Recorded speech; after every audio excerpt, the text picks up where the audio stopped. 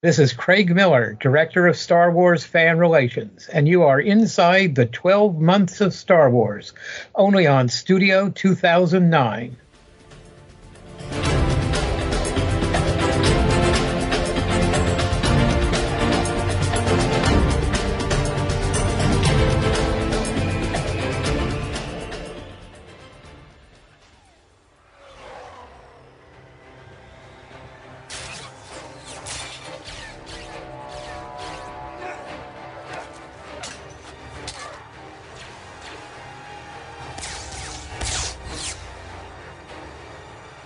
There is nothing wrong with your podcast player. Do not attempt to adjust the volume. Hello and welcome back into our studio. You are now inside Studio 2009, only on the Geekcast Radio Network. I'm, of course, Dave and Mike.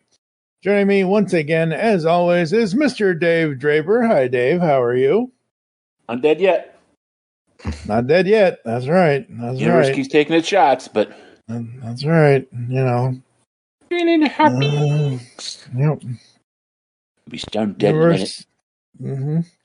Universe keeps taking its shots right above the bow, just like them stormtroopers. They can't hit a thing. Oh, my friend.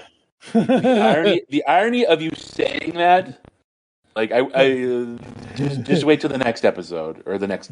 You will believe in stormtroopers again. Are you sure? Yes. That is one of the big takeaways of episode 8 is, oh my God, stormtroopers are terrifying. Remember, they're missing, like Rogue One, I think, did a perfect explanation for all of this. And even though it sounds childish and kind of dumb, I think it fits, which is that they never hit Luke or Han because it was the will of the Force. Yep. It was like Chirrut. He was like, the Force is with me, I am with the Force. I fear nothing. All is as the Force wills it. And he was able, the Force willed it to get to him, for him to get to that lever. And then once he did what he needed to do, they threw a grenade at him. Yeah, that's true. Which, if you've ever played XCOM, you know grenades. Yes. Always go with the grenades. Always go with the grenades. Absolutely. 98% chance to hit. Okay. Oh, I missed. I've literally had 100% chance miss once. Oh, no. XCOM is brutal. Today we head once again to a galaxy far, far away. That's right, we continue the 12 months of Star Wars Spotlight as always. This time we make our way back to BBY 3 for Andor Season 2. This is Part 2. We are covering episodes 4 through 6. So Star Wars, Empire, and Jedi. Yes, I'm going to continue to make the jokes, folks. I can't wait till we get to the end. Then you're going to be like, We're just going to make up titles then. Oh, okay. But yeah, episode 4, 5, and 6 for Andor. So is every episode in this arc 1 year later? Or like I know the setting is 1 year later, but is it like, is episode 4 1 year later, 5 the next year, 6 the next year, or is it all okay? It's all the 1, same. 2, 3, okay, 1, 2, 3 are a year after the first season. 4, 5, 6 are a year after 1, 2, 3. And then the next episode, 7, 8, 9 are a year after 4, 5, 6. Okay. And then 10, 11, 12 are a year after. Okay. Gotcha. 10, 11, 12 will be the same year that Rogue One Star Wars happens. Oh, okay. Cool. Very cool. All right. I think I might have said this in the first episode, but I'll say it again. The original plan, back when Lucasfilm was even more free with their money, the original idea was that each arc would be a season. Yep. And each season would be like would take place 1 year after the other. But apparently they decided to cut it down and just have it be arcs in one season, which I'm fine with. I think it does sort of eliminate, a lot of these shows have a bad tendency to bloat, have a lot of wasted episodes. So I do think it cuts it down to the point. Yep. For the most part. And I kind of like covering a season of television like this because it's very easy to like, yeah, we pick up pretty much where obviously episode 3 left off with the events of the end of episode 3 in season 2 of Andor, but those first 3 episodes still feel self-contained to me, just like these 3 still feel self-contained, even though it is one large whole story. I don't know. I really enjoy doing it this way. I wish more shows would do stuff like this, because this is kind of cool covering it this way. I'm really enjoying watching it this way. I think it's a relatively new fun. I mean, at this point, it's been over a decade. I got to roll my eyes, but I'm very, very old. And we're also doing a separate series on Columbo, so we kind of know this. But the idea of telling one story, even within a season, is relatively new. I know stuff like Buffy and maybe X-Files would have like a larger arc that every other episode would deal with. But they still had like standalone but the idea of treating a TV show almost like a movie, but it tells one story, is a relatively new concept in television. They've probably been doing that for a while now, but like for me it feels new because I'm still used to like every episode being its own separate thing. Everything gets resolved at the end, very sitcom, very traditional. The dramas, everything would get resolved by the end for the most part. And maybe you would have like stuff that would go on for a couple. There'd be continuity, but the point being something like Andor that is telling one story. Is still a relatively new-ish concept, and I like how they're doing it too. But I don't know how many stories have that kind of situation like Andor has. You know what I mean? Yeah, it is sort of unique. It is one it's 4 movies presented as one movie. Yeah, and it is unique. Like my thing is, I feel like the one time the concept I don't think works. It's not that it doesn't work for me, but like I think the transition from this cycle of episodes 4, 5, 6, 7, 8, 9. I feel like the 1 year jump is almost unneeded because these two arcs really connect to each other. Okay. They all connect to each other, but these two are like really very, very intertwined. Although, like some of it is there are developments that happen in the year between them that are mentioned, that are important, I guess. So they advance I guess, but like I'm just babbling. Well, I thought. I like Star Wars. Yeah, you do. I don't know. By the end of this, I don't know. I kind of like I got so caught up in these 3 episodes. I was like, oh, it's the end. Okay, I'm gonna stop the episode. I'm gonna stop what else I was doing, because I took notes as I was watching it, but I also wanted to sit back, look at the notes, and if there was anything I wanted to add on to it or whatever else for each episode. And I added a few things and rearranged a few things, whatever else. And I let the thing kind of play through the credits. And as the credits were rolling, I was like, oh, wait, it wants me to go to episodes. Like literally I thought, oh, episode 6, we're done. Because I'm thinking in the Marvel way of, oh, there are only 6 episodes per show. Yeah. That's how Disney does it with the Marvel show. So I'm like, oh, wait a minute. Right. Episode 7. Stop this before it starts. Because I don't want to have to. For me, I knew episode 7 was coming. Like, No, but my issue is that like, it's like, I wanted to go to that. Yeah. I gotta wait so I can be relatively fresh and we can record. Like, no, this is like the best part. I want to go. I want to see it. I want to see it again. No, you. Wait. Well, we only have to wait till next week, so it's not that far. That's not that far. No, but still, away. Like as I mentioned in the beginning, man, this is my favorite thing in years. And as I said last week, like the only reason I'm going to give it to Empire over this is because Empire is more Star Warsy.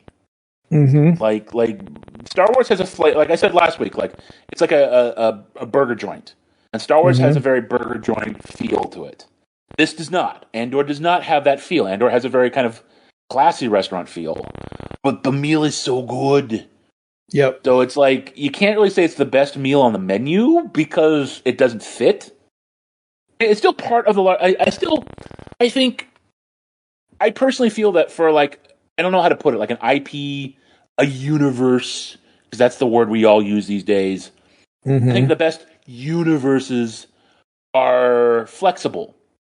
Like the MCU had Winter Soldier, which was a political, like a 70s political thriller. Yep. It had Ant-Man, which was a heist comedy.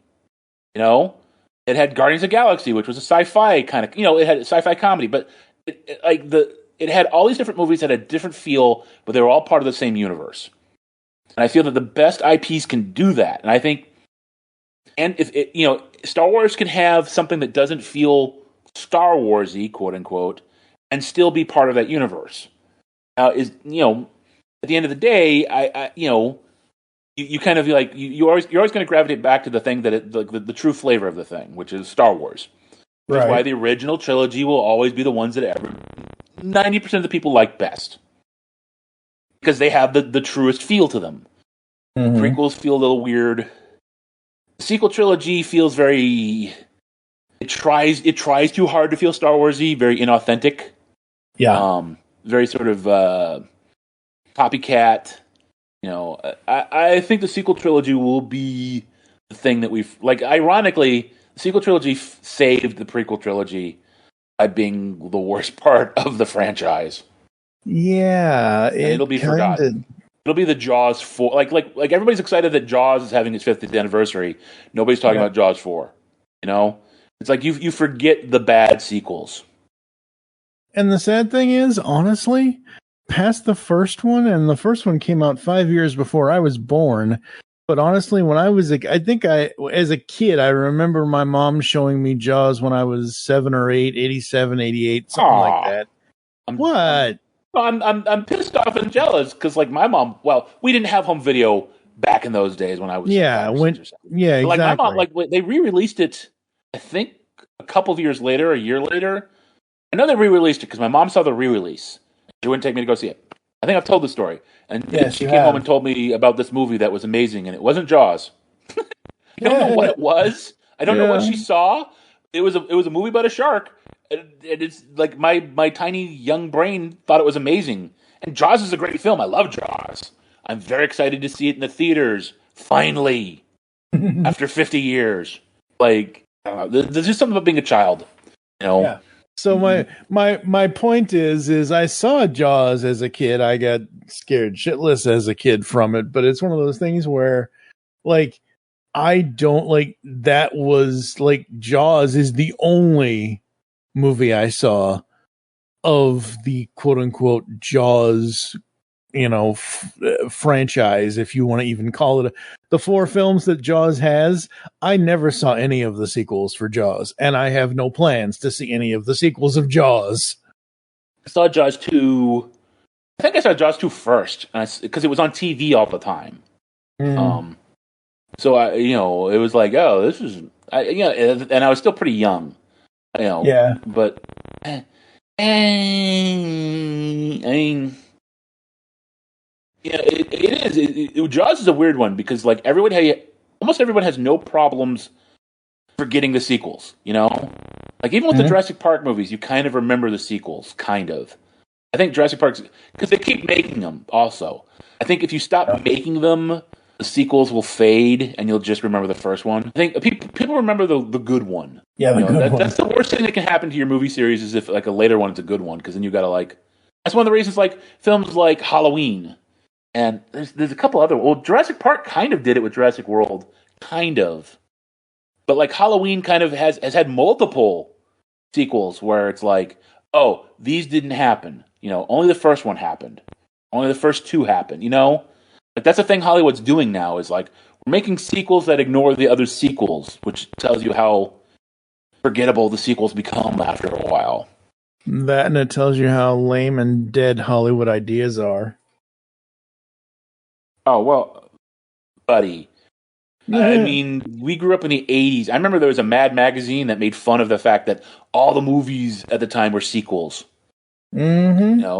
And even, back then it was Jaws 3 and Rocky 5 and, they're making fun of Star Wars movies and Star Trek movies. They were sequels. I mean, the Universal Monsters from the 30s had a dozen sequels. Each entry had sequel.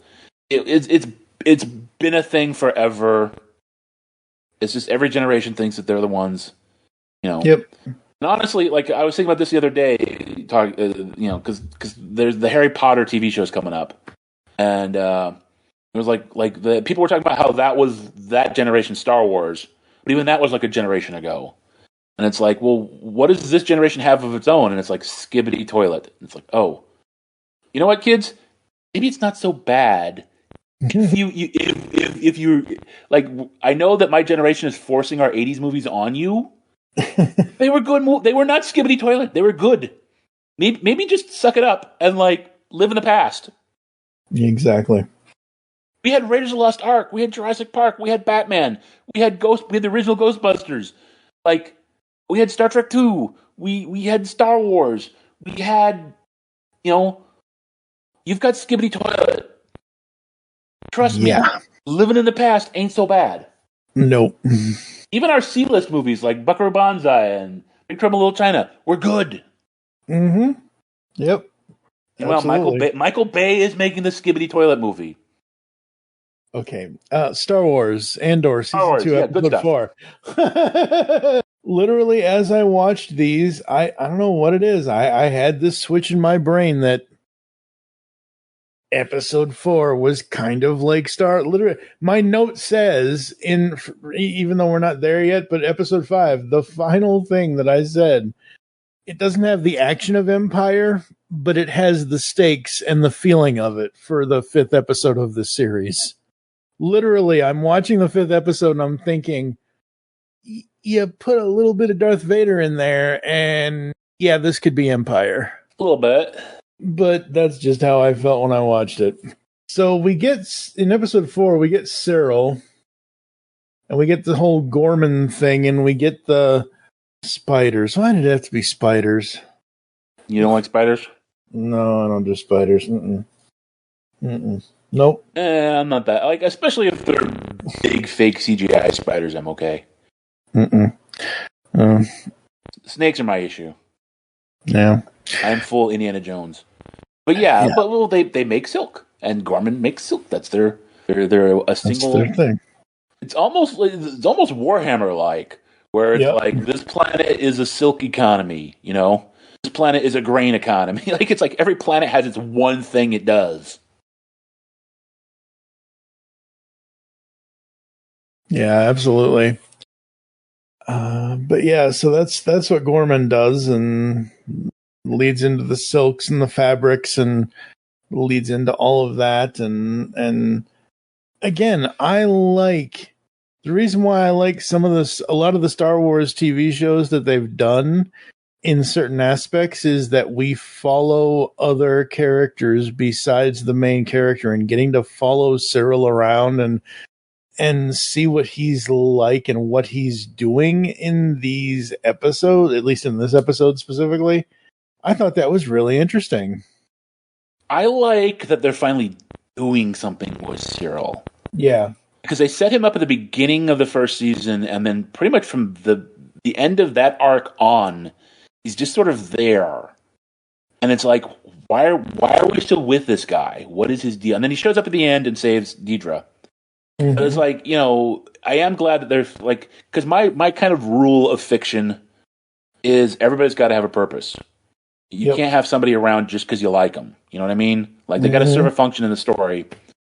If you give them major screen time, they've got to have a fun. And even secondary characters have to have a function. They got to do something. Yep. And I'm glad that his whole thing is he's being set up by Deidre to infiltrate the Gorman resistance. Yep. Such as it is. And of course, his thing is he's so Cyril about it because he's looking for outside agitators. Yes, he Those outside agitators, shakes fists. Absolutely. I think, and because you've watched it all. I have. I don't think I necessarily would be upset if you spoiled this for me or not, but I'm ready for his mom to just get a blast upside the head. Because the what happens to her is so much worse. Oh boy. Okay. So if you want his mom to suffer, I don't. you will be happy. Oh boy, I don't want anybody to suffer. Oh, she but suffers. So like the first episode that we saw her, like when she first met Deirdre, when they had the that was great. Down, that was great. About that scene, I love it. That was great. When Deirdre snaps her suspenders, yeah, and says, "I'm in charge now, bitch." Yeah, exactly. Yeah, that was awesome. That was great. That was all I needed with Cyril, his mom, and all of that. Well, his mom serves a function in this. In like, even though she's annoying, it's his communications with his mom are telling the Gorman partisans that he's sympathetic to them. Okay. And it also tells you how the Ministry of Enlightenment's campaign is working. Because his mom's like, oh, those Gormans, they're always looking out for themselves. They're such jerks, and they're so snotty and elitist. And, I mean, so you're also getting a taste of what the rest of the galaxy is being told about Gorman. Right, gotcha. And what's interesting is at this point in the story, I did not know if Cyril was just like reading a script. Oh, these are good people, and I like them, or if he really felt that way. Right. So for me, that was like, and I leaned one way, and it turned out I think I was wrong. No, not majorly wrong, but just like I thought he was doing one thing, and it turns out maybe it was the other thing. Like it's a little ambiguous. Like because he defends them. This is the one where the ISB comes in and searches. Not this episode particularly, but like this arc, it comes in and searches his office, right? Yep. And he seems legitimately mad about that. Oh, he's very mad about that. But you don't know because like he's got to know that like this is his girlfriend's running the ISB on the planet. Sitting there thinking, but dude, oh god, like. So is he playing a role? Yeah. What is he doing? Like I think. And then there's a later scene where he's on Coruscant. Like this is okay. I know I'm jumping around, but again, it all blurs in my head. Yeah, because it drove me crazy that Andor goes to Gorman, and I'm like, oh boy, they're going to be in the same place at the same time, and then freaking Cyril goes back to Coruscant on the exact same day, and I'm like, what? Boo his boo. But there's that scene where he's being debriefed by Partagast. Yep. And after Partagast leaves, like Cyril's ready to poop himself. He's so excited. He's like, I am so happy. I get to be a spy. And I'm like, okay. So maybe all this stuff that he's doing is an act. Maybe. Maybe. But you'll find out. Yeah. So we did have a little PSA at the beginning of the last podcast episode, folks, dealing with the stuff with Bix. Yeah. And she kind of tries to talk to Andor a little bit about that, but he's like that whole scene where like I thought they were still out in like I didn't realize they were at the Luthens. I didn't realize they were at Luthen's safe house at first until the camera pulls out like those windows when she's talking about the windows or whatever. I was like, windows, you're in space. Why would you want? Oh, you're not in space. Okay. Oh boy. Well, I think I think that scene was set up that way on purpose. So yeah. That, you don't know where they are, and then the camera pulls out, and they're like, oh, they're on Coruscant. Yeah, exactly. Yeah. But did you have problems with? I know some people have. Not like there's she has the dream. Yeah. And a lot of people got real confused by the dream. No, I knew talked to people about that. Yeah, I figured it was a dream. I didn't think they were replaying or having it happen again to her. I didn't. Did you because I had people who didn't understand that like there were two elements to the dream. There's the Imperial soldier. There's the young soldier that they killed on a mission, and then there's the doctor. And people were like, I've had people ask me about that, like what. And then it's like, no, it's a dream, and she's combining things in her dream that traumatized her. Yeah. Okay. I'm just asking because I literally have had to explain this twice to people. Yeah, I figured out it was a dream because, like I said, as diabolical as Disney can be sometimes, I don't think they would have her, twice Like, I don't think they would have her go through that again. So it's just her reliving what had already physically happened to her in her dreams. And like you said, she's combining two different experiences that traumatized her, and it's just affecting her. But luckily, I kind of wish, like, I don't want a full conversation between her and Andor about the whole thing, but I kind of wish they had something, or they had, like, hey, can we talk about this later? Like, it was kind of alluded to where it's like, hey, can we focus on what we have to focus on now? And I think maybe they did. I don't remember if they did. Keep in mind, it has been a year since that happened. Unless you're talking about the soldier. They talk about killing the soldier. Right. They talk about killing the soldier. Yes. No, I'm talking about the other thing. Soldier, like, for those of you who haven't seen the show, the soldier is a very young guy. Yeah. And that's what upset Nick, is they were on a mission, and a very young Imperial soldier saw Bix, saw their faces, and Andor does what Andor does best, and shoots him. Yep. And Bix is traumatized about that because this guy was a kid. And that's part of the point of this series is to complicate things, is to say, the people who serve the Empire aren't necessarily good people, but the idea that they're all mustache twirling villains is a little oversimplification. Yeah. And especially, like, people point out, on a lot of planets you probably had, like, industries got, like, shut down by the Empire. This might be the only job you can get. And it becomes messy. It becomes, because then you go back to, like, very messy, yeah. You go back to the Nuremberg things where, like, the guys would go, well, I was just following orders. And it's like,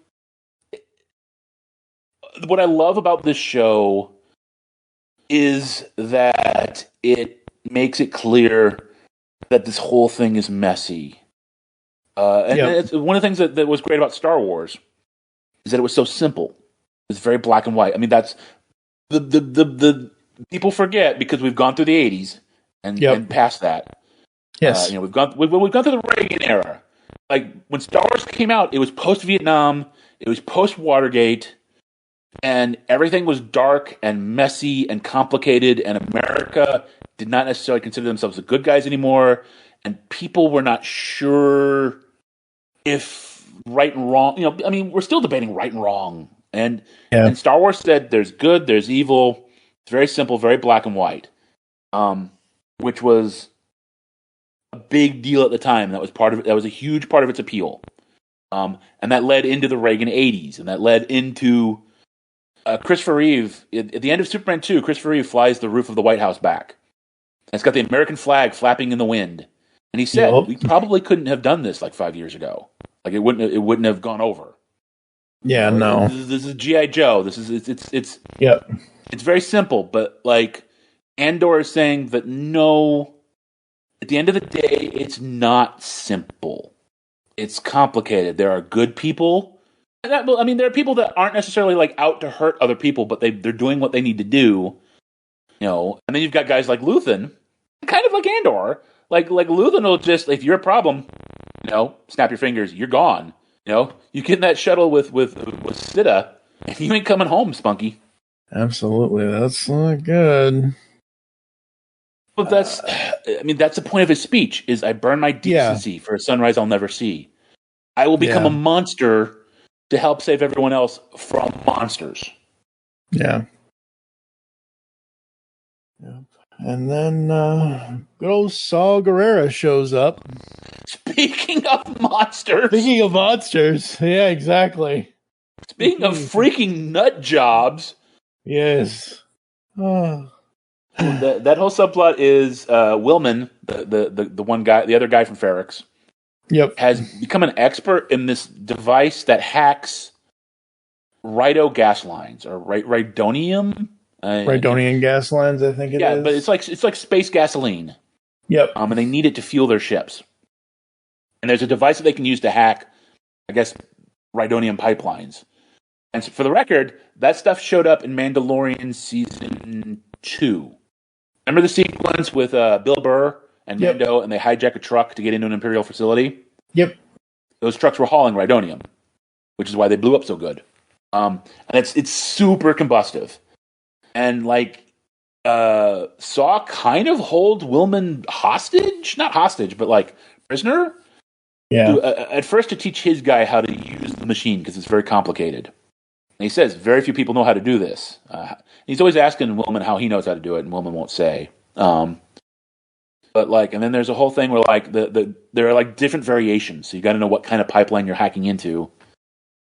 And for some reason, Saw decides that his guy is an Imperial agent, because the guy's like, tell me which pipeline we're hitting, so I can use that combination, because it's very stressful to know all of them. Yep. And then at the last minute, you think he's going to shoot Wilman, and he shoots the other guy, and he goes, "He's a spy, he's a traitor. Pull the small thing out of his pocket and show everybody." And it's like, okay. I was like, what the hell are you talking about? I even paused it and looked. I'm like, okay, what is it, a tape recorder? Or a communicator or something? I don't know. A bug? Tracking device? Yeah, Oh, and a fun fact. Do you know what planet they were on? Oh, God. I don't the name isn't important, particularly. Okay. No. The planet that Saw was on at first, where Wilman was training the guy, is the planet that the Resistance had their base on in Force Awakens. Oh. Wait. Jakku? Not Jakku. Not Jakku. The other one. The green planet. The planet that was going to get blown up. Not Yavin that was going to get blown up at the end. Okay. Yeah. Okay. Yeah. All right. They spend all of Last Jedi escaping from. Oh, wow. Interesting. Ooh, yeah, a little continuity. Oh, Daquar or whatever. Yeah. I don't. The name of it doesn't matter to me. Well, it's the not Yavin. It's the not Yavin. It's the Timu Yavin. Ew, that's no. Oh, well, Force Awakens. Yeah, no. The Force is going to go upstairs and take a nap. Oh boy! That culminates in a fascinating but kind of crazy moment at the end of the 5th episode, which I got confused when I originally was talking about it with people. But they do the heist, they do the pipeline heist, and Saw gives this crazy ass speech that's kind of amazing and kind of scary. At one point, he literally says, "It's a great line. Revolution is not for the sane." Which explains you Saw. He talks about how he'd been a prisoner and they were doing something in the jungles. It never really specifies. Maybe they were working Rhydonium. But there was a Rhydonium leak and everybody died except for him. He became addicted to the smell of it. Mm-hmm. And he actually sniffs a big whiff of the things. And Wilman, who's got the full gear on, the full hazmat gear, he's like, "You're crazy." He encourages him to breathe it in, and he does it. And but he has his whole speech. And you've seen Clone Wars and Rebels. So he's talking about his sister, who was the real leader, who got killed. Yep. He's like, "It's my Rito is my sister. Rito loves me." Blah blah blah. And then Wilman does take a big breath of it finally, and goes off to puke. Yeah, but it's an intense moment. It's that's the one thing I love about how they set up season 2 of Andor is every finale. Well, the first episode's finale with him, every finale in the first 3 kind of ended on a nice little cliffhanger. The third episode was really great. And then these 3 episodes here kind of all end on really great one. Yeah, it is. And then this one was just this 5th episode, man. It was like, oh, that's where we're gonna end with the breathing in the Rhydonium gases. Okay, so you crazy. Boy. So the question I've seen people ask, and I haven't seen a definitive answer yet, is in Rogue One he's got that breathing apparatus. Is that why he has it, because of the Rhydonium? Well, but is that oxygen or is that Rhino? I'm gonna say it's Rhino. I'm gonna say it's Rhino. Yeah, pretty far gone at that point. Yeah, he probably is. Yeah, pretty much. And And of course, for episode 5, especially for Andor as a character, I have friends everywhere. I made that joke in the last episode, and you were like, "Huh?" I'm like, "He doesn't get it yet, people." Yeah, I don't get it yet, people. Well, no. First of all, it's like, visiting do you have friends there? Why do you? No, the whole code why is do you you have ask? friends there. And it's like, why do you ask? I'm naturally curious.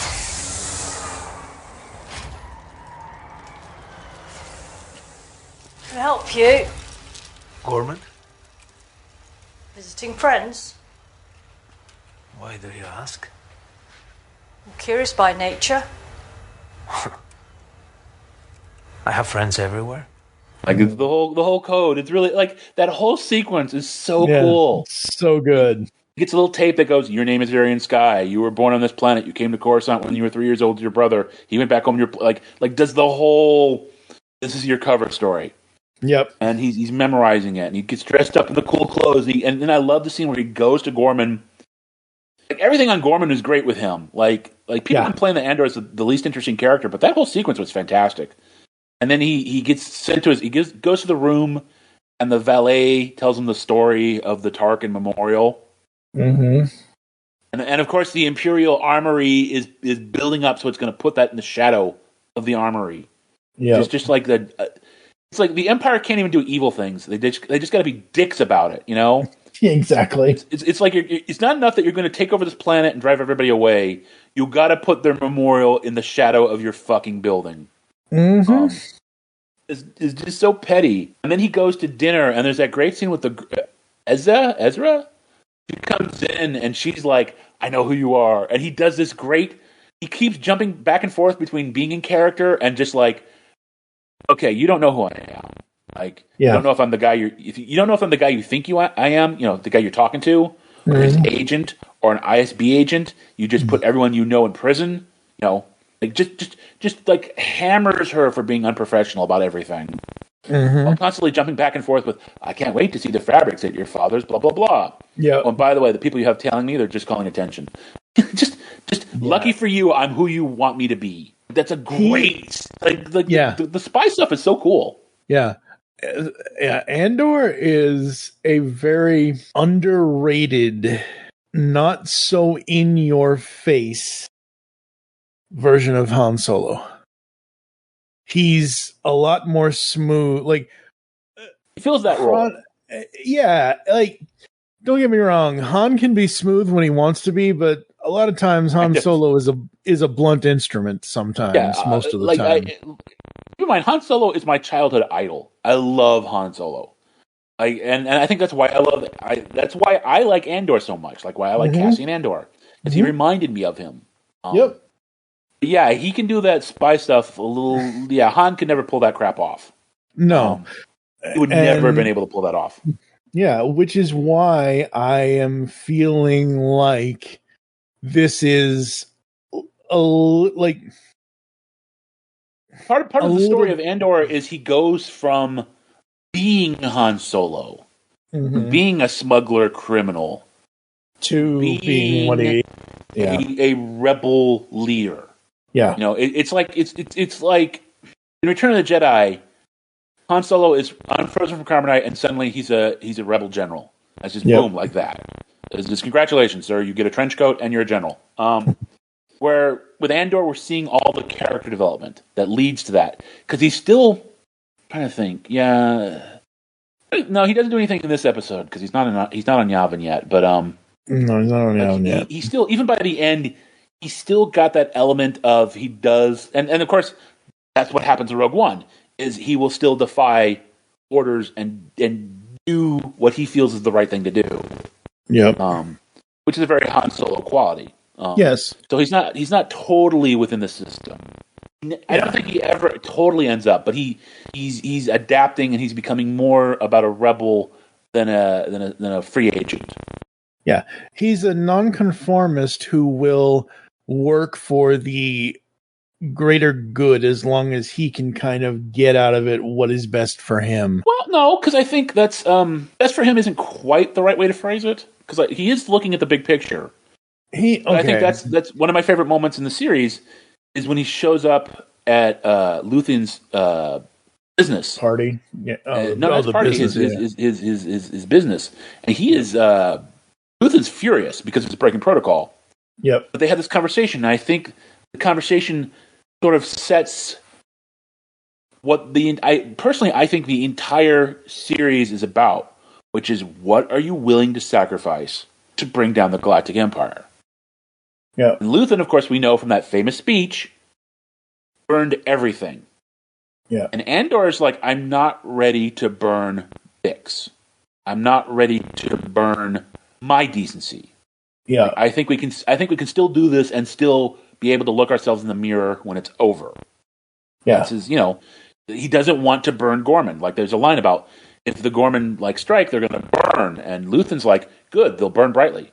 Luthen's whole thing is Gorman is such an important planet that we want them on our side. And Andor's whole thing, Andor was sent in, we kind of skipped that part. The whole spy thing is he's being sent by Luthen to check out the Gorman front and see if they're capable. And he feels, and again, like that scene in the restaurant that I was talking about, he feels that they are amateurs, they are overly eager, they're going to screw up, and they're going to get burned. And Luthen's okay with that because then the galaxy will react. And this was really the moment that, the whole series, I was already loving it. But this was the moment that the whole thing just really sort of engaged my brain on another level. Because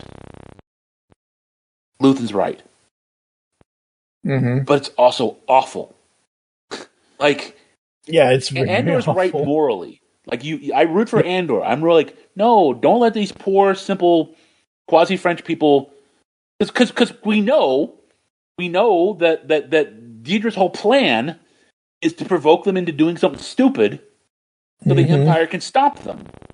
Yep. And Luthen's saying, good, because everyone else, everyone who's not killed, the rest of the galaxy will be so upset by them being crushed that it'll help our cause. And Andor's saying, but what about these people being crushed? They're not bugs. You can't just sacrifice people like that. And it's the problem is you come out of that going, Luthen's right. It's horrible. And it's just what price? And then again, I go back to Mon Mothma's wedding, which everyone, or her daughter's wedding. Everyone was like, oh, why are we looking at this? Because the whole point of the series is what price are you willing to pay? Yep. That is the call. Are you willing to burn your decency for a sunrise you will never see? And for Luthen, it's yes. For Andor, it's no. And I've got one or two other notes for episode 5. Just one that we haven't even really talked about. But going back to Bix a little bit, when Luthen goes to see her behind Andor's back, it's not that he sees her behind his back. It's that No. I just want to clarify. He doesn't tell him he did. He doesn't tell him afterwards. I think that's the issue. Right, because when Andor comes back and she says, "Oh yeah, Luthen stopped by," and he's like, "Wait, what? I was literally just with him and he didn't even tell me." So, but when he goes to see her, my note is, "No, Bix, don't let him into the say." I'm like, nope, don't. Or it's going to end up like Tay. It's what? Like the guy from Chandrilia, the guy who got on the car at the end of the episode. On Mothma's friend. That's the whole thing. That's Andor's thing is he's at that point he's afraid of Luthen. It's Luthen will murder you. Yeah, absolutely. It's like I said in the last episode when we kind of went over some of Stellan Skarsgård's filmography and the roles that he's played. Most of the characters he's played have been sort of kind of pretty much bad guys sort of thing, and I'm like, I don't trust half the characters he plays, and I'm like, Bix, you're recovering. Don't let this don't let this villain into your lair. The worst part is she's not recovering. I know. She's full on. She's doing space drugs. Yeah, I know she's doing space drugs. That's a whole other He catches thing. her. Yeah. Doesn't he supply her? No. Doesn't he give? Okay. No. So he gives her drugs back. He finds her drugs. Oh, that's what it. Okay. And she's like, give them back. That's what it is. He says okay. they'll help you with the dreams, but they'll come back worse once you get off of They'll it. come back. Yeah. Once you detox. Okay, that's what it is.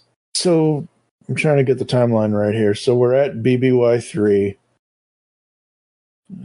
We're not at Rogue One yet. So we're not at Yavin yet.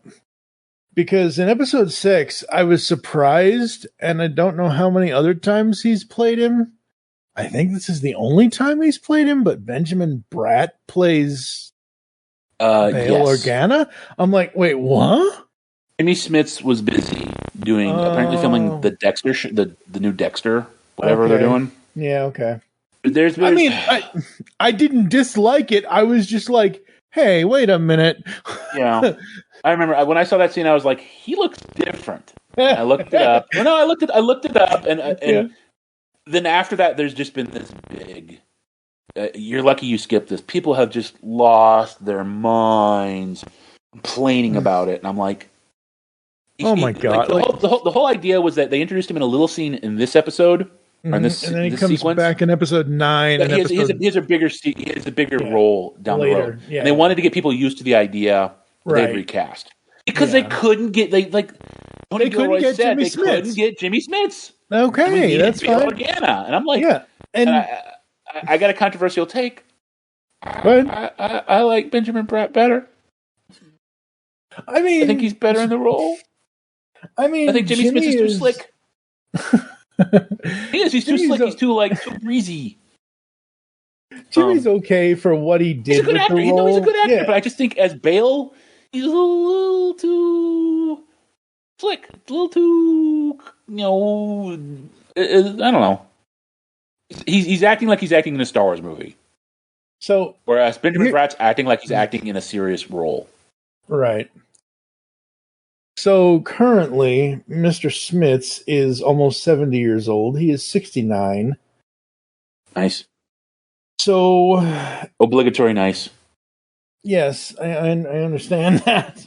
But if you take that, that's not the right number, Mike. No. If you take that and you go back to the prequels, he was 44 when the prequels were made. When he originally was, it can't have been 30 years. Well, 69, so it's 20 something years. Yeah, you're right. Yeah.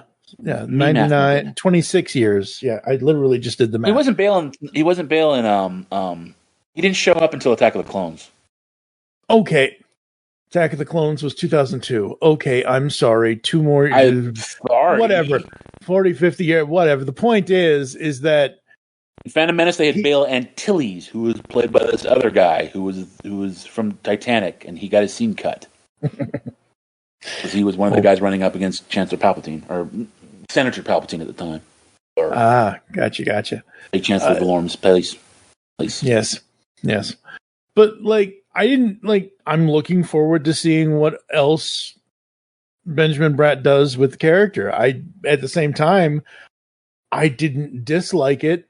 I like what personally. It didn't. What I'm saying, it didn't upset me. Yeah. But the caterwauling from fans is, and I don't know how many times Tony Gilroy said we tried to get him. Yeah. We tried. We just couldn't do it. We just couldn't do it. It's just like, oh my God, get over it. Yeah, exactly. And for 69 years old, the dude looks pretty good.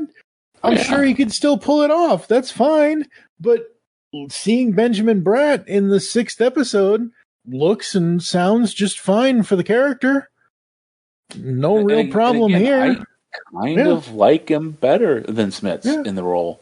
And he actually, when we get to the final episode, he has a line that hits me like a Mack truck. Like a Mack truck. Like it is. I keep saying, this is my favorite moment. Because Andor's so good that there are like dozens of favorite moments. And it was... Right.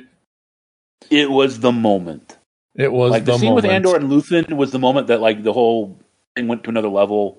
Right. It was the moment that brought it back to make it Star Wars. Yeah.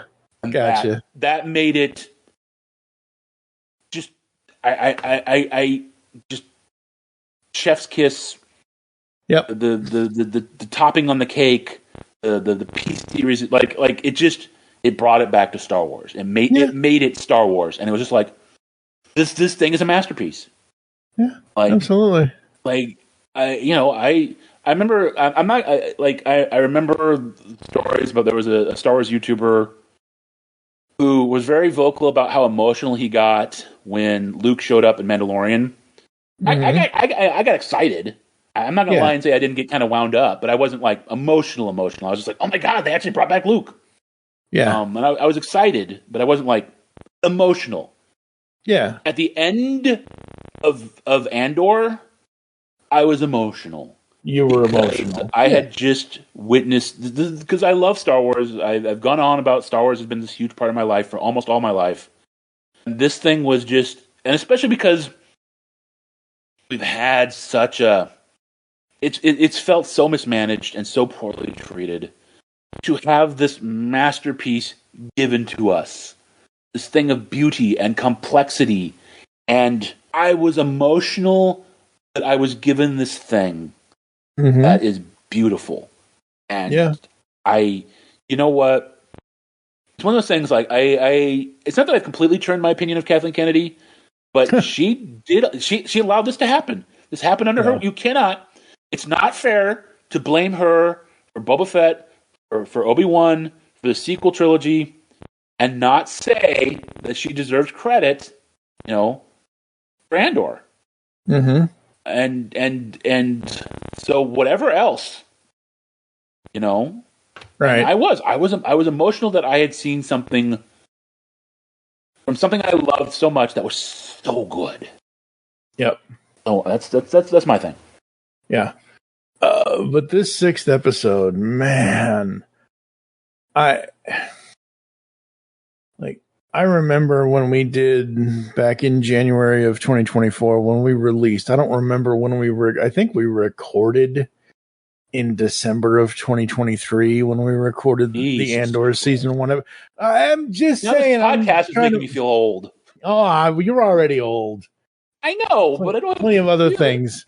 There's plenty of other things that make you feel old. But the point is injuring myself by sleeping. Yes. Oh, don't even get me started on injuries, please. The point is that when you first said to me that, let's do Andor, let's do this, I'm like, okay, cool, I'll give it a shot. And I honestly don't I remember watching Andor. I remember us doing the podcast, and I remember editing and releasing the podcast. But I actually had to go back and listen to the podcast to remember anything about season 1 of Andor. And I went back and I listened to it and I'm like, oh yeah, that's right. I did really enjoy this. And it was like, oh wow, refreshing Star Wars and Star Wars that dealt with a different part of the galaxy that wasn't just the religions versus the religions and the this versus the that and the up Schwartz versus the down Schwartz. And yes, I know that's from the comedy version of Star Wars and not the actual Star Wars. But the point is that I hope we get more of this. I don't know if we are. And even though we're only, as of recording and releasing and blah, blah, blah, is production of how we're doing these episodes, even though I'm only 6 episodes into watching this, I hope we get more of this because this is really good. After watching, literally, even though I was like, oh crap, I gotta stop this, because literally I was about to start watching the 7th episode because I was like, oh shit, I gotta watch more. Like I said, I've seen it before, and I was like, I want to watch the rest of it now. Yeah. The 6th episode really does feel like, again, I don't know what it is, and it isn't just me just making the joke of episodes 4, 5, and 6 and Star Wars Empire Jedi. This doesn't feel like Jedi really, obviously, but really, when I was watching the episodes 5 and 6 specifically, I was like, this feels like a TV version of that 45 here you go. You want to really feel old? That 45-year-old movie. The movie, as of this recording, just had its 45th anniversary, because I think I don't remember the actual date, but I remember a 80. bunch of people on. Yeah, I know 80.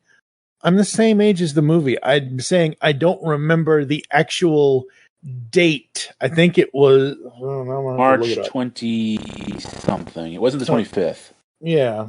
Not March, May 20 something. May. Yeah. So I say March because March has not ended here in Illinois. It will not go away.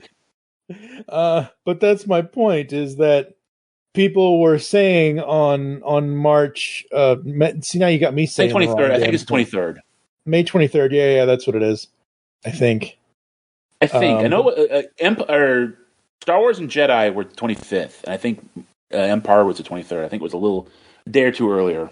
So as I was watching this finale, this episode, I was like, oh my God, this just like, I think this is the first thing. The second season of Andor has probably been the first thing that I've been so engrossed that I've probably forgotten. Like I can tune out things and I can focus on a TV show or I can focus on a movie, but half the stuff I'm watching is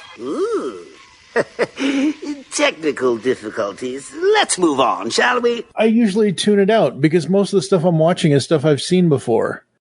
And because obviously I hadn't seen this before and we're doing the podcast, I'm like, oh, very cool. And I just got so engrossed in it. And I just love how these episodes are going. And just, it's so cool.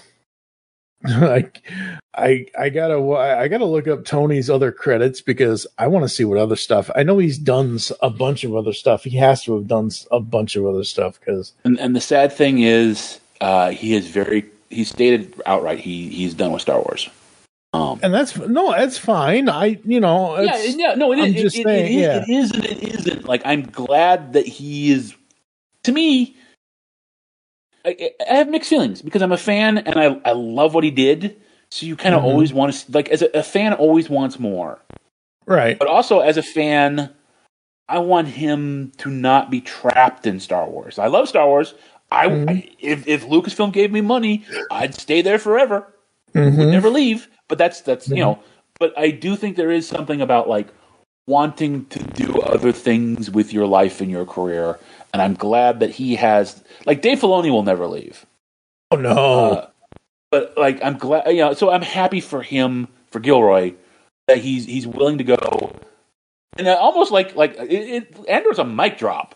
It's like I made a masterpiece. Mic drop. Gilroy out. Good for him. I can't remember if it was, and it's also interesting. I can't remember if it was Harvey Bennett or Nicholas Meyer. I always get him confused. But one of the guys that made Wrath of Khan, I think the director, had, the reason I'm bringing this up is because he was not a Star Trek fan. Tony Gilroy was not a Star Wars fan.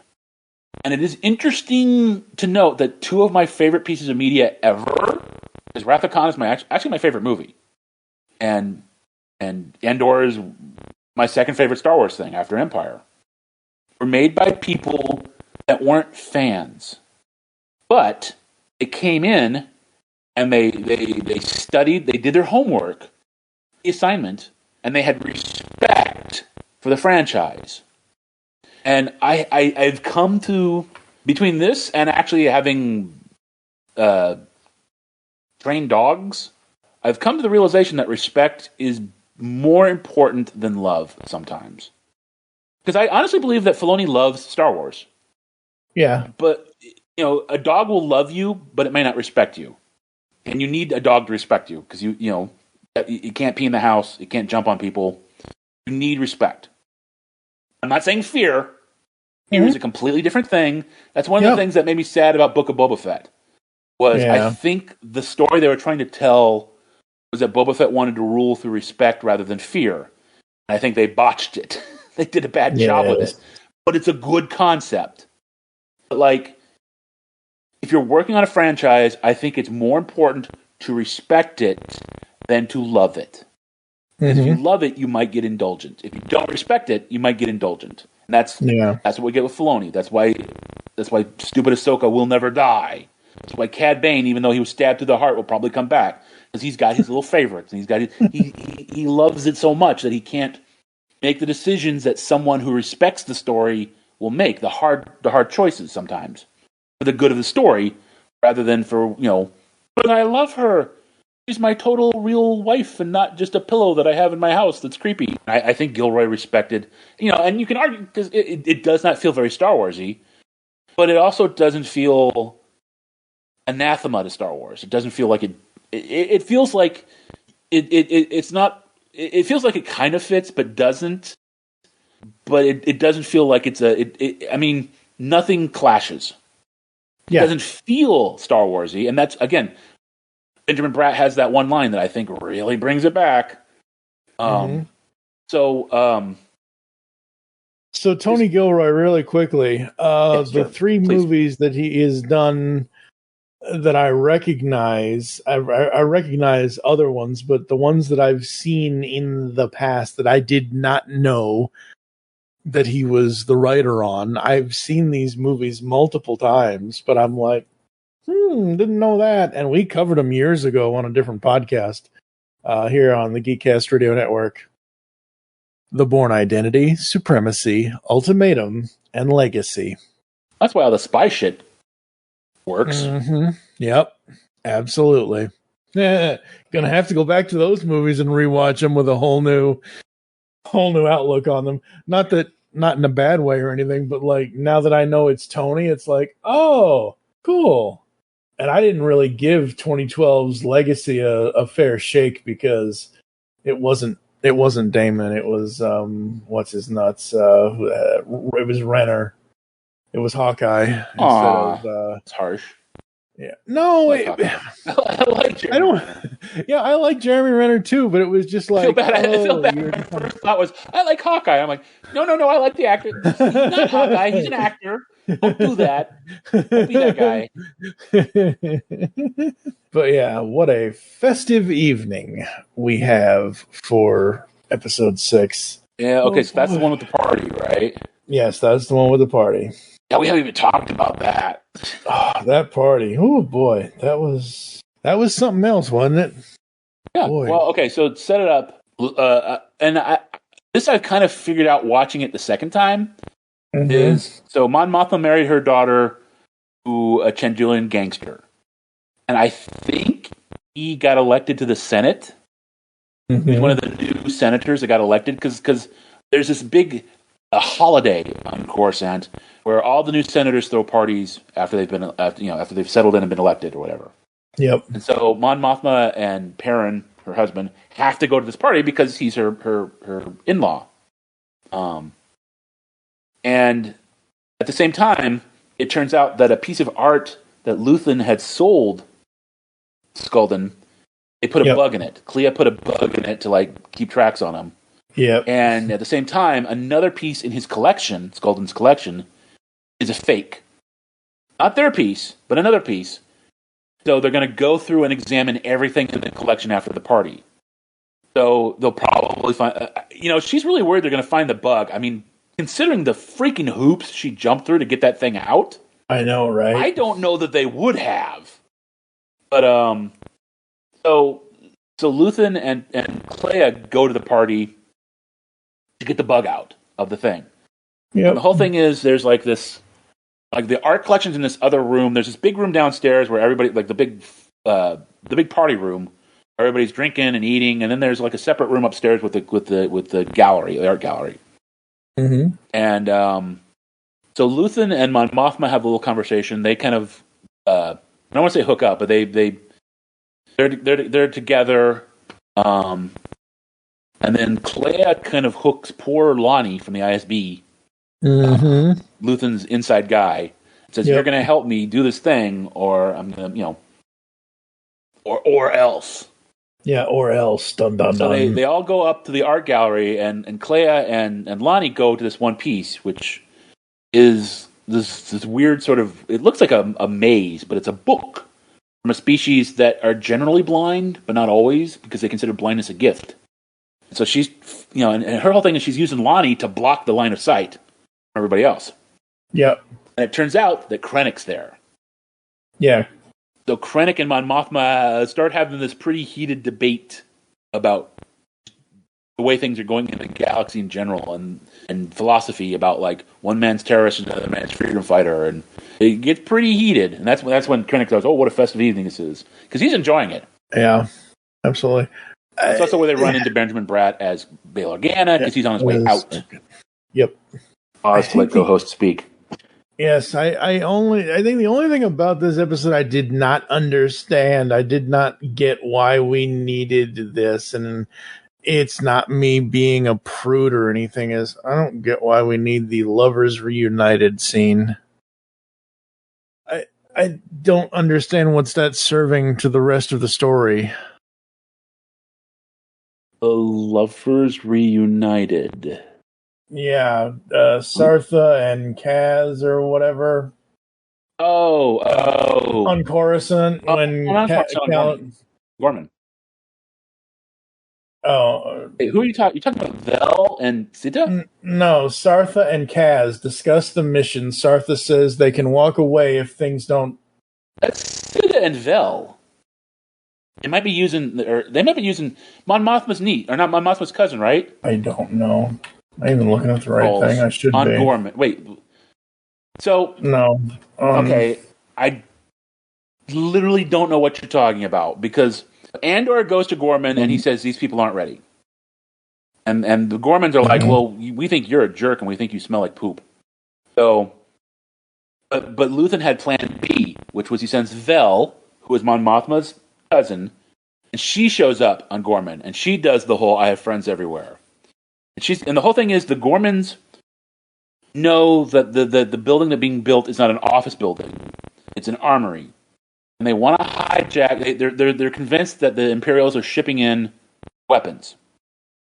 So they want. It's before the Imperial Senate scene. I sent you the Wikipedia link for the scene that I'm talking about. You're talking about? I literally have no idea what you're talking about. Ooh.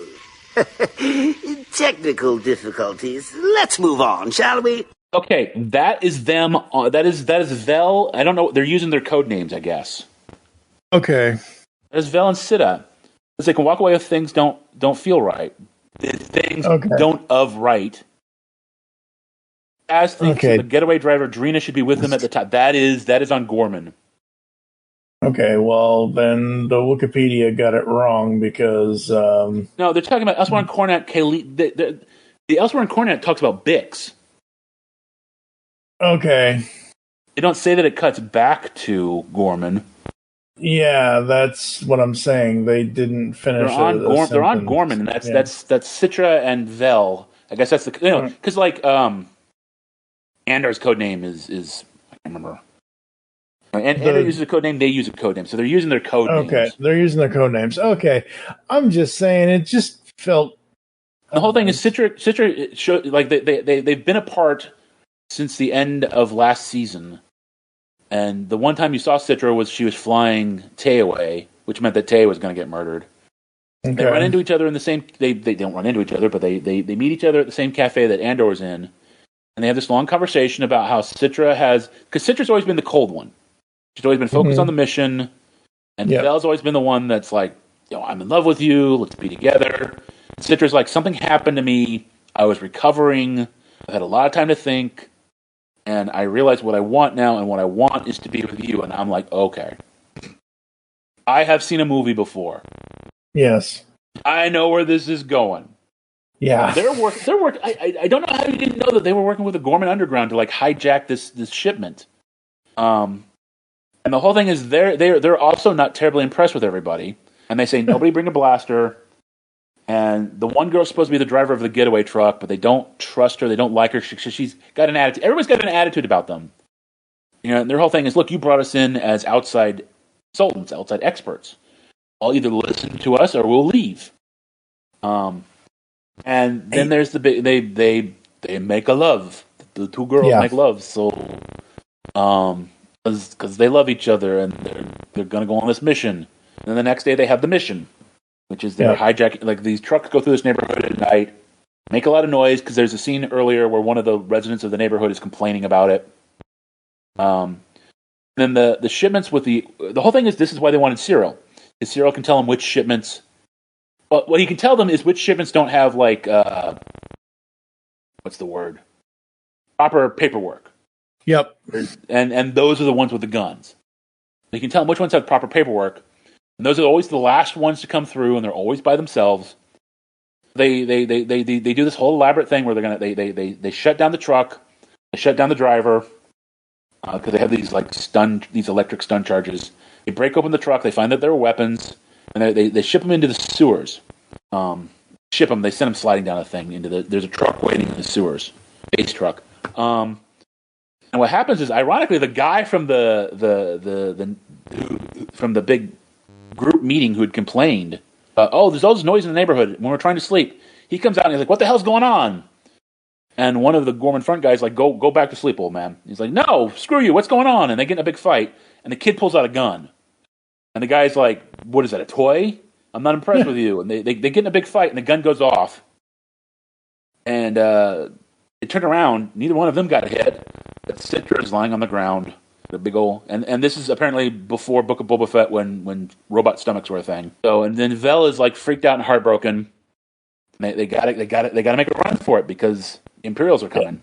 The whole thing is the Imperials knew that, like, again, this is Deirdre's whole plan. So they let them do this so they could get guns and they can get the guns and do the stuff. And there's even a theory based on what happens later. The guns might not be as powerful as they could be. Oh, I'll explain that to you later. But there's how come the guns don't work as well here? But there's a fan theory, no prize, that maybe the Imperial weapons were a little bit sabotaged. Of course, which is smart. I mean, you don't want to give you'd them think weapons. Exactly. So anyway, it ends with the Gorman front and Vel escaping, and Vel is heartbroken and she's pissed off at the stupid kid who had the gun. And she gives him this big angry lecture. That takes place on Gorman, sir. Oh, okay. I don't know. It's just the way that the entry, aside from being badly written, it's talking about Bix or Kayleen. First of all, everyone calls her Bix. What the hell? Yeah, I'm like. And maybe those are their last names. Maybe Vel Sartha, and I don't know these people's names.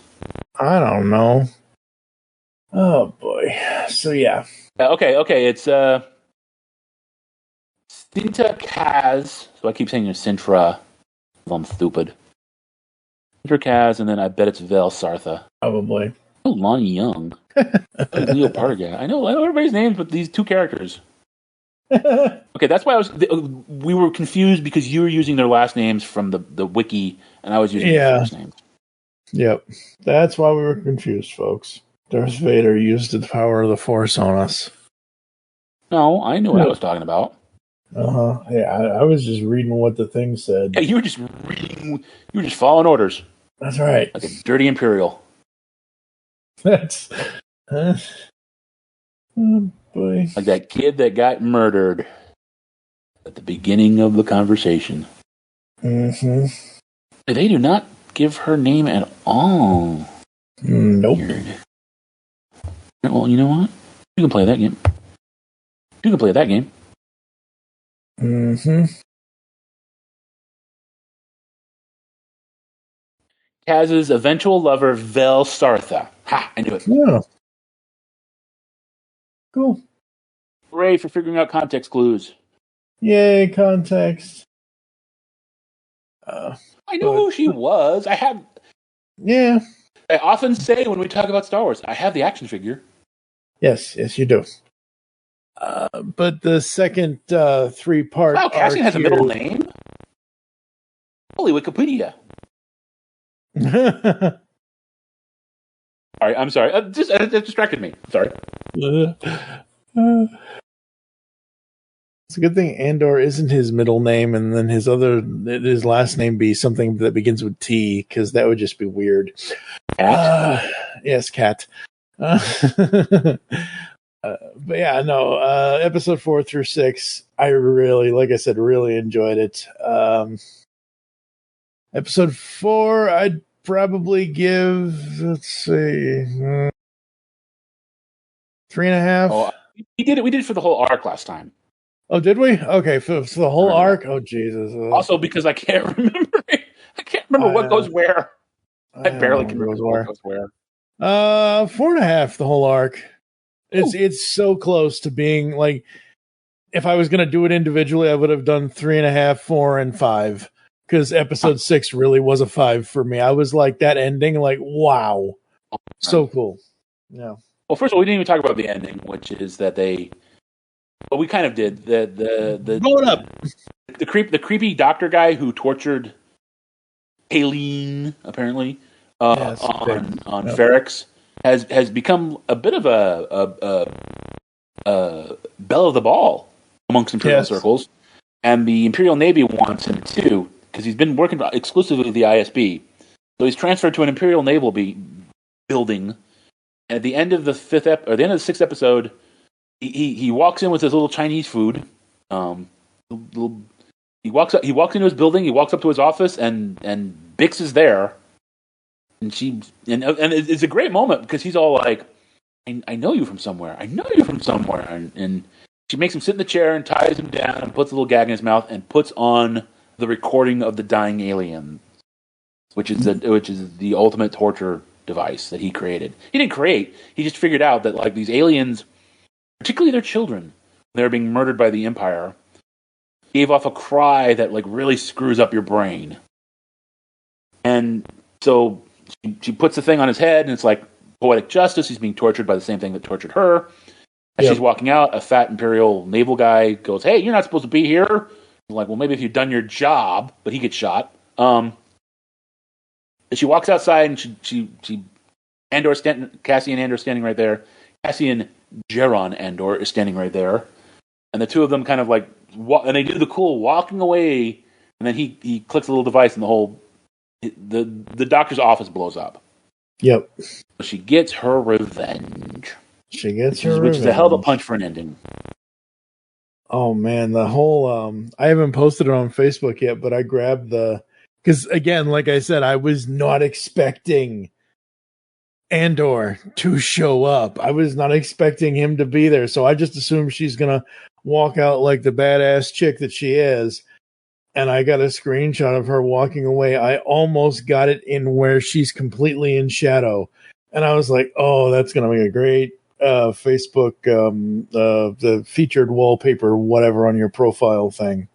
I think the thing is that's sort of the fallout from the Andor Luthen scene where they're having the fight.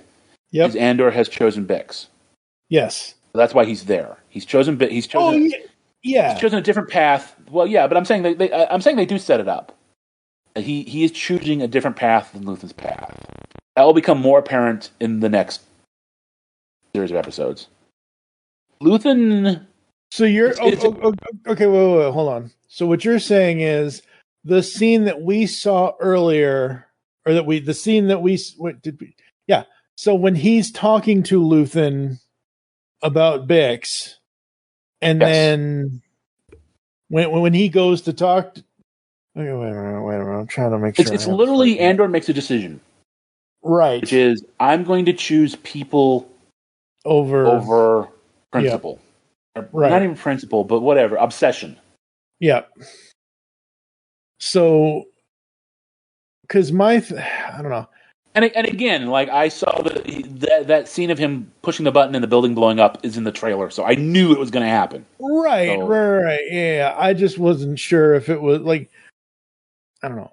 I like to follow things linearly, so I'm like, I can handle things like if you start off an episode where this happens now, and then you do like the little, this is the Andor logo, and then 6 months previous to the thing you just saw, I can handle 6 months that. Previous? It was literally days. No. I know. But I'm saying, for me, normally in my head, when I get to the end of a show, I'm thinking the last scene is not tied to the previous. Like, I don't know. It just didn't. The final scene to me didn't feel like it was tied to when they were talking earlier, when Luthen and Andor were talking earlier. I understand what you're saying about. Oh, it's absolutely tied to it. That's a critical, pivotal moment of the entire series. Yeah. And everything that happens after that follows. Like Andor has split from Luthen. And in fact, one of the themes of the last 3 episodes, not this particular, not the next arc, not me do math, you monster. Not 7, 8, 9. 10, 11, 12. One of the big themes is that everybody split from Luthen. Oh, wow. Yeah, Luthen is kind of on his own at the end, except for Clea. And it's sad. But I don't want to spoil it. But that's one of the themes is that Luthen has kind of, even though he kind of created the rebellion, started the rebellion in a lot of ways. Mm-hmm. It wouldn't be there if it weren't for him. Right. They have moved on from him because he's the guy that will like murder you. Yeah. That's not good. But also, he still has a role to play. A big role to play. Oh, in Luthen's Wikipedia article, they used the frickin' speech. I'm condemned to use the tools of my enemy to defeat them. I burn my decency for someone else's future. I burn my life to make a sunrise that I'll know I'll never see. And the ego that started this fight? Oh, wow. And the ego that started this fight will never have a mirror or an audience or the light of gratitude. That man was a prophet. Oh, boy. Like, I'm excited for you, because this next arc is the fucking bomb. If you like this arc, and by the way, 4.5 for the arc. Like, okay. I think I gave the last one 4.5. Like, probably. I love this series so much, but like, absolutely. Like the everything is building to this. Mm-hmm. 10, 11, 12 are the denouement, the cool down. Well, not really. There's still a little excitement left, but it's story wise, it's more the cool down. And there's excitement, there's action. But it's really to like the dovetail to Rogue One. There's still things to tie up. Don't get me wrong. Like this is 7, 8, 9. Like action. You will not compare them to the sequel trilogy. Oh no! I would never. Are you kidding me? Hell no. This is like episodes 4, 5, 6, and then Empire Strikes Back, Empire Strikes Back, and Empire Strikes Back. Empire Strikes Back, that's right. Yeah, absolutely. And of course, you're going to have to go back and rewatch an episode of Rebels. Make it all fit. I did. Which episode? I think it's called Secret Cargo. Well, let me... It's the one with Mon Mothma. Oh, okay. All right. All right, folks. Well, 4.5 all around for 4.5 for Dave, 5 for me. For this arc, this episode 4 through 6 for Andor Season 2. That's going to do it for us for today here inside Studio 2009, only on the Geekcast Radio Network. We're going to take a quick podcast ad break. You're going to hear some podcast ads, some other stuff. We'll come back to close the show. And we will catch you in a moment, right after the ads. I lost my train of thought. I've gone crazy. Hello there. Hello, geeks and geekettes! Looking for a podcast that covers a vast array of topics? Then check out Altered Geek Unleashed, where we discuss our thoughts on this week's geeky news, tech, gaming, television shows, movies, cartoons, comics, and more. So, get altered, get geeky with the Altered Geeks. Every Friday on the Geekcast Radio Network. Are you missing entertainment in your life? Welcome to Captain Ruggles Gaming. Whether it's guides, roleplay content, or our shenanigans with our collaborations with the 20 years standing strong Fart Clan, also known as Fast Action Response Team, or the Wrecking Crew, we have something for everyone. So join us when we traverse the cosmos of space games, survive the undead in zombie games, or just having fun in first-person shooters or random indie games. Visit us now at geekcastradio.com and youtube.com/@Captain Ruggles, or Google search Captain Ruggles Gaming. It's game time, and I'll see you on the battlefield. Because the world needs another movie podcast. The Geekcast Radio Network presents for your listening pleasure the Cinema Geek. Hosted by Amanda, Kevin, Matt, and Dan. Each week we dive headfirst in the landscape of movies as we discuss movie news, play movie games, go in-depth on reviews, and even have a top 10 countdown or two. Also, don't miss our Director Retrospective series, where we review noted directors' movies, film by film. Bottom line is, if you love movies and love podcasts, you need to experience the Cinema Geeks. You can find us on iTunes or geekcastradio.com. Hello everyone, this is JD from the In Session Film Podcast. Each week we review the latest from Hollywood, California. Well, yes, Brendan. We also give top 3 lists. Okay, yeah, thanks again, Brendan. Additionally, you can hear us talk other movie news, trailers, varying movie series, or other interesting film-related topics, and even rants and raves of the week.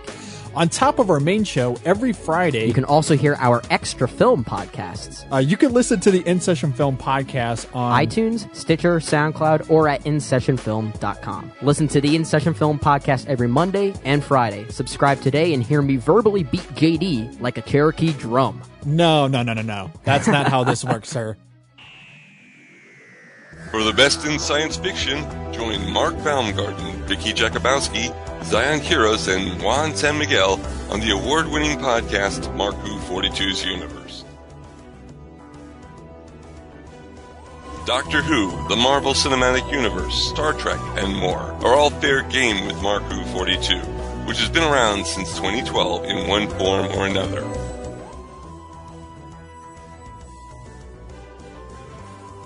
Marku 42's Universe is proud to be a part of Geekcast Radio Network, the best place to get your geek on.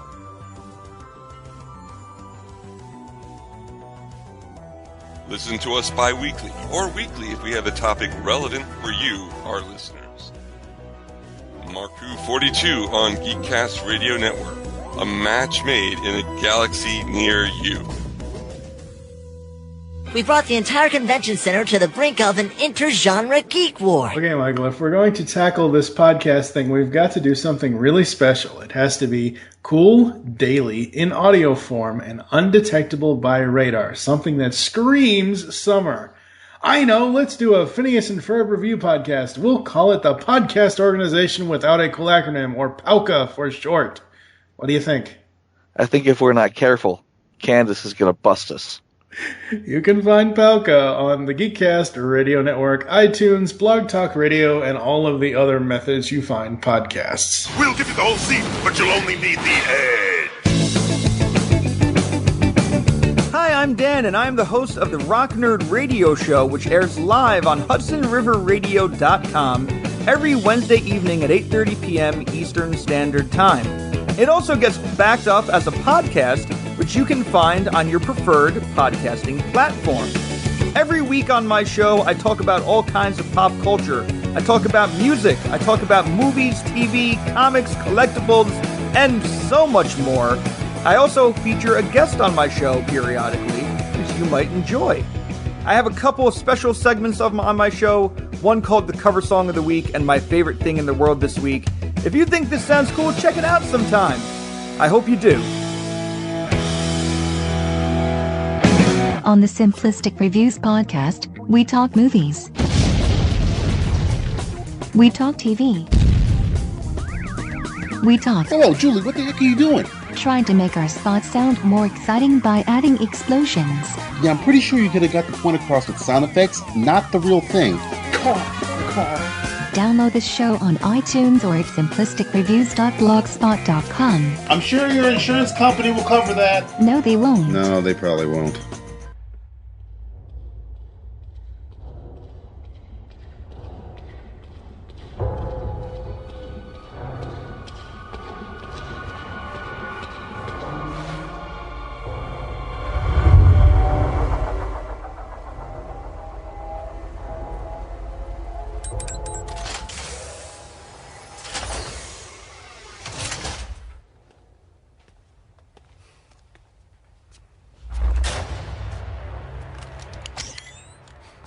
Get in the chair. I know you. Get in the chair. How do I know? It will only feel like forever.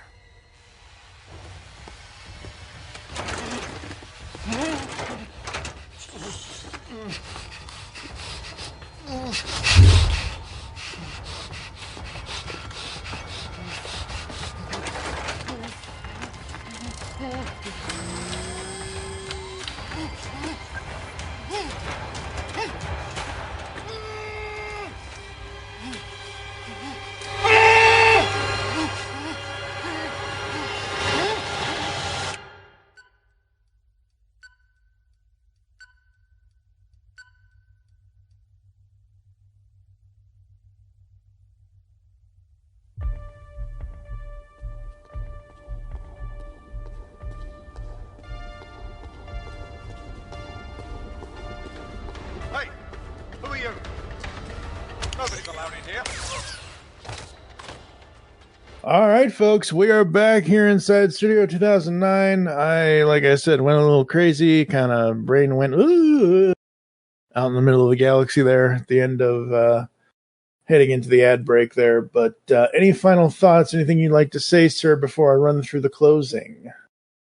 No, I'm just like kind of raring to get to the next set because it's the really good one. It's the really good one. Really good one. Finally, we actually have a 789 that's actually really, really good. That's true.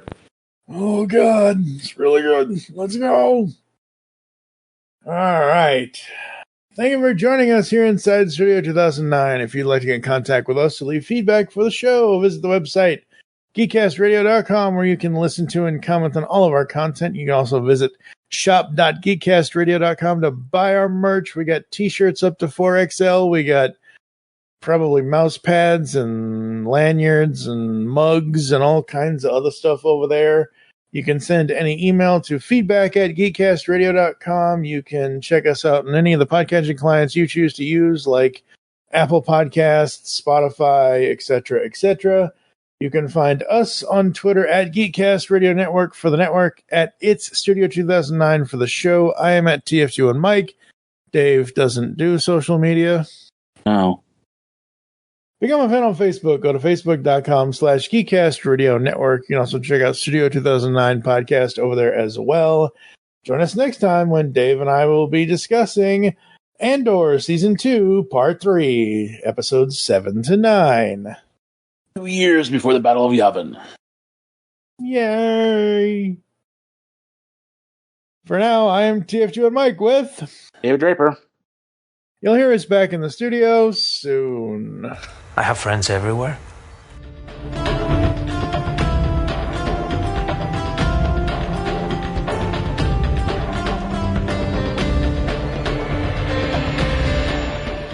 might watch episode 7 right now. What the hell am I doing? I don't even know anymore. Wake up! Ow! Oh, God. Okay. What am I doing? Edit. Wikipedia. Let's see. Wikipedia. What is that? Is it? Seriously? You better oh, so that's... Come on. It's just Star Wars. Okay. Alright, let's see. Search. Come on.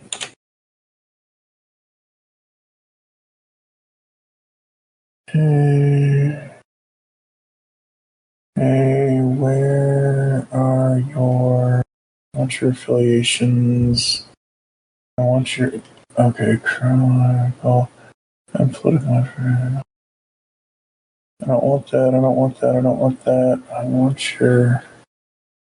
Here we go. Your appearances. Where are... Clone Wars. What'd you say it was? What one? You talking about? The Rebels. The thing. Secret Cargo, I believe it's called. Secret Cargo. Here we go. Okay. It's season 3, episode 18. Okay. Cool. I'll make sure I have that ready to go. And that's for the next batch, right? That's for 789? Yes. Specifically 9. Okay, that's I just want to make sure it's for the next recording.